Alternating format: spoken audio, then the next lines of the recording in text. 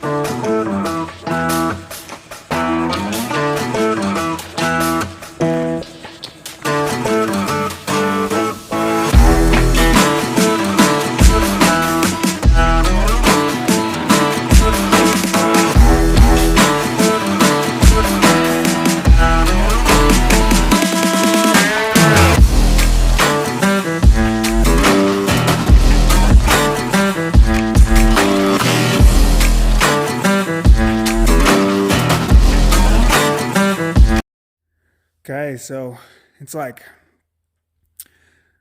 less than 20 degrees in here, so it's getting kind of cold, but I think I got it. So it's ready to plug into the computer. I got all my communication wires hooked up to the motor controllers back there. Got the e-stop hooked up, 5-volt power supply for the CNC controller, and all the motors are hooked up. So if my wiring diagrams and research is right, it should be hooked up right. So I'll bring the computer I have so I can hook it up and connect it to Mach 3 to see if I can get some movement, and hopefully there's movement and not smoke. So we'll go from there. Okay, so here we are. Last night off camera, I got the controller, the C11G. Oh, this isn't the C11G, but this is the controller that interfaces with the steppers and the computer. So Mach 4 I'll be using. So I got a few things to wire back up, hook up, and double check some of my wiring, and then we'll see if we can get some motors to move. I got to plug those into Mach 4 so that it knows which pins on the C11G breakout board are for which ones, and then we'll be able to test that. So we'll get to. Okay, so moment of truth. I have it all hooked up. I'm going to flip the power switch on here, and we're either going to get some magic smoke or some whirring of some inverters. So let's see what happens. Okay, we got power. No magic smoke.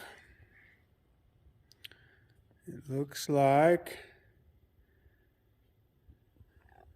Okay, so motor controllers, power, inverters, power, power, power, but we do not have power to the ESS. So we are going to have to do something. So I don't know why that doesn't have power. So I'll look at some wires. Maybe I'll end up having to wire it in hardwire to the 5-volt power box. So we'll look at that. Okay, so there are some positives from tonight. Got power. It's communicating. That means it's communicating, and solid on top, flashing on bottom, communicating with Mach 4. There is power over here. It does respond if I hit this e-stop. The light goes out, right? So things are responding. The trouble I'm having is configuring. So if I go over here, all this. So I got to configure all of this into Warp 9's little thing here, and then get it to communicate with Mach 4. So I've got to do some more research on how to get that configured. So I'll be doing some research. Hopefully I get that. But I mean, there is power to things, and it looks like everything's wired correctly. Things are starting to move forward. I was hoping I could get some motors to turn tonight, but hope is an interesting thing. So we'll continue this another time once I figure this. Okay, I think I made a little progress. I think I kind of have it configured, but it doesn't seem to be communicating with the C11G to tell the motor drivers what to do. So I'm going to have to do some more research, figure that out, and more trial and error, I guess. Well, we didn't get any magic smoke, so that's good. Okay, I'm having a hard time giving up tonight, but I know one of the problems, so it's not for some reason the ESS is not powering the C11G board correctly because I wired it in. This green light wasn't on when I didn't have power. So I got to figure out how to actually wire these, if I need two separate 5-volt power supplies.